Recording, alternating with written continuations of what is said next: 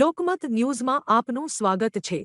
બરોડા ડેરીની નિયામક મંડળની 2025થી 2030 સુધી યોજાનારી ચૂંટણી પૂર્વે આજે ફોન ચકાસણીનો મહત્વનો દિવસ રહ્યો હતો। ઉમેદવારો પોતાના ટેકેદારો સાથે હાજર રહ્યા હતા। કુલદીપસિંહે મીડિયા સાથે વાત કરતા જણાવ્યું કે 2009થી સતત ડિરેક્ટર તરીકે અને દૂધ મંડળીના પ્રમુખ તરીકે સભાસદોની સેવા કરતા આવ્યા છે। આ વખતે તેઓ 5મી વખત ચૂંટણી મેદાનમાં ઉતર્યા છે। તેમણે જણાવ્યું કે તેમના ઝોનમાંથી સૌથી વધુ ફોન ભરાયા છે, પરંતુ લોકશાહીમાં દરેકને ચૂંટણી લડવાનો અધિકાર છે। તેમને મેન્ડેટ મળવાની આશા છે અને મતદારોનો વિશ્વાસ તેમની સાથે હોવાનું પણ જણાવ્યું। આક્ષેપોને લઈને પણ તેમણે પોતાનો પક્ષ સ્પષ્ટ રીતે બરોડા ડેરીની નિયામક મંડળની ચૂંટણી 2025થી 2030 સુધી યોજવા જઈ રહી છે, ત્યારે હું 2009થી સતત ડિરેક્ટર તરીકે દૂધ મંડળીના પ્રમુખ મંત્રી છું અને મારા સભાસદોની સેવા કરતો આવ્યો છું અને 2025માં 5મી વખત બરોડા ડેરીના નિયામક મંડળની ચૂંટણી લડવા જઈ રહ્યો છે। આજે ફોર્મ ભરી દીધું હતું અને આજે ચકાસણી હતી, એટલે ચકાસણી માટે આજે હું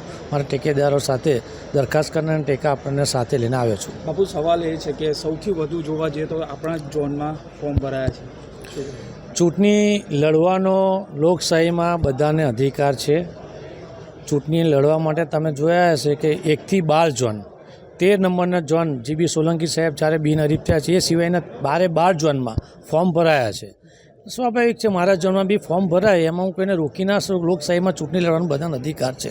સારું, મેન્ડેટ મળશે આશા? ભારતીય જનતા પાર્ટીમાં સેન્સ આપેલા છે અને પાર્ટી નક્કી કરશે। લાગે છે મેન્ડેટ આપશે? પાર્ટીએ નક્કી કરવાનું છે। પાર્ટી નક્કી નહીં કરે તો શું કરશો? પાર્ટી નક્કી કરવાના છે અને પૂરેપૂરો મને ભરોસો કે મારો મેન્ડેટ આવશે। સામે પણ મેન્ડેટ નહીં મળે તો પછી સામેનો ઉમેદવાર કઈ રીતે? કારણ કે ઘણા ઉમેદવારો છે। હવે એમને નક્કી કરવાનું કે એમને લડવું નહીં લડવું। હું કોઈના માટે બેન નથી લગાવી શકતો કે તમે ચૂંટણી ના લડો। મેં ફરીથી એવું કહ્યું, લોકશાહીમાં બધાનો અધિકાર છે, કોને ચૂંટણી લડવી નહીં લડવી, કોને મતદારો પર ભરોસો છે નથી, એ એમને નક્કી કરવાનું છું। હું ઉમેદવાર તરીકે આજે ચૂંટણી લડી રહ્યો છું, મારે પૂરેપૂરો મતદારો પર ભરોસો છે કે હું આગામી બરોડા ડેરીના નિયામક મંડળની ચૂંટણીમાં સારા મતોથી જીતીશ।